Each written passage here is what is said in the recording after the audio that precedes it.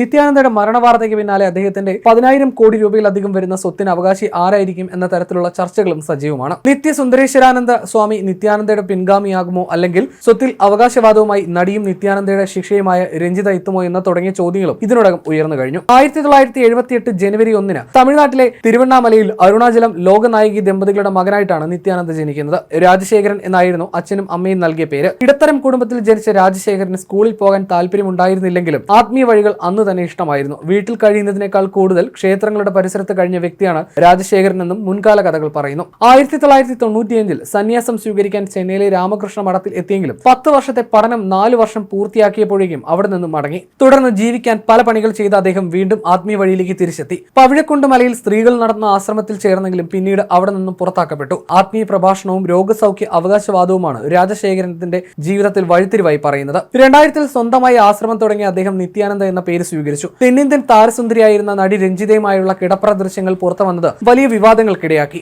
2004 മുതൽ 2009 വരെ ശിക്ഷയായിരുന്ന ഒരു യുവതിയുടെ വെളിപ്പെടുത്തലോടെയാണ് നിത്യാനന്ദ കുടുങ്ങിയത്. 40ഓളം തവണ നിത്യാനന്ദ തന്നെ ബലാത്സംഗത്തിന് ഇരയാക്കിയെന്നായിരുന്നു യുവതിയുടെ പരാതി. പിന്നീട് തന്റെ 2 മക്കളെ നിത്യാനന്ദ തടവിൽ പാർപ്പിച്ചിരിക്കുന്നുവെന്ന അച്ഛന്റെ പരാതിയാണ് നിത്യാനന്ദയെ വെട്ടിലാക്കിയത്. ഈ പെൺകുട്ടികൾ അച്ഛനെ തള്ളി നിത്യാനന്ദയെ പിന്തുണച്ചെങ്കിലും അദ്ദേഹത്തിന് ഒളിവിൽ പോകേണ്ടി വരികയായിരുന്നു. പിന്നീട് ഇന്ത്യ ഇന്റർപോൾ വഴി റെഡ് കോർണർ നോട്ടീസ് പുറപ്പെടുവിച്ചെങ്കിലും അദ്ദേഹത്തെ കണ്ടെത്താനായില്ല. ആശ്രമത്തിൽ അമാവാസി ദിനത്തിൽ ഒരു പ്രത്യേകതരം മരുന്ന് നിത്യാനന്ദ തന്നെ തയ്യാറാക്കി നൽകാറുണ്ട്. ഇത് കഴിച്ചാൽ ഇയാളുടെ വിധേയത്വം കൂടും. കോടിക്കണക്കിന് സ്വത്ത് ആശ്രമത്തിന് എഴുതിവെച്ച് കുടുംബസമേതം അവിടെ താമസിക്കുന്ന ഒരുപാട് പേരുണ്ട്. മോഡലുകളെ നിർത്തി പരസ്യം ചെയ്യുന്ന പോലെയാണ് സുന്ദരിമാരായ പെൺകുട്ടികളെ കാണിച്ച് ആളുകളെ വശീകരിക്കുന്നത്. പുരുഷന്മാർ വരെ അവിടെ ലൈംഗിക പീഡനത്തിന് ഇരയാകുന്നുണ്ട്. ഇങ്ങനെയുള്ള വെളിപ്പെടുത്തൽ വരെ നിത്യാനന്ദയ്ക്കെതിരെ ഉയർന്നിരുന്നു.